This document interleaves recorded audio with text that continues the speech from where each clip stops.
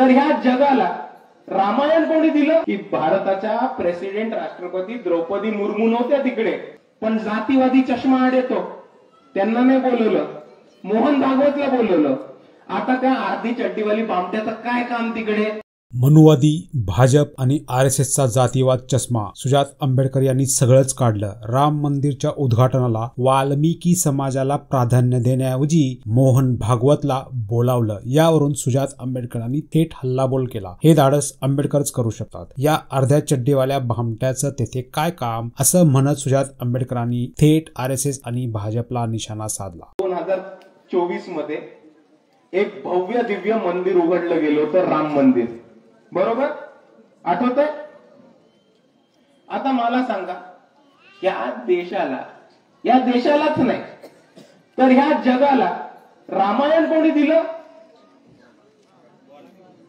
महर्षी वाल्मिकींनी. आता जेव्हा एवढं मोठं राम मंदिर उभं करतात, एवढं मोठं राम मंदिर बांधतात, तेव्हा तिकडे महर्षी वाल्मिकींचा एक पुतळा किंवा एक प्रतिमा नको? एक प्रतिमा नाही, एक पुतळा नाही.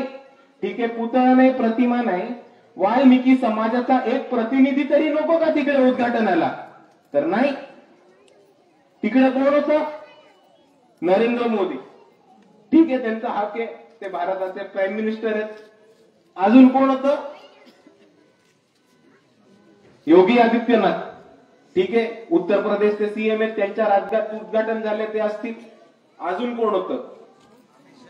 अमित शाह नव्हते, मोहन भागवत होते. पण दुसऱ्या बाजूला बघा की भारताच्या प्रेसिडेंट राष्ट्रपती द्रौपदी मुर्मू नव्हत्या तिकडे.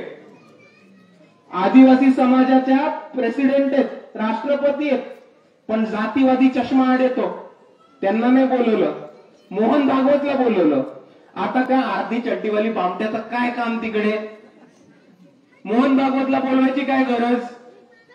पण राम मंदिर उद्घाटन करतायत तर त्यांना एका ब्राह्मणाला बोलवून ते पवित्र करण्याची गरज होती.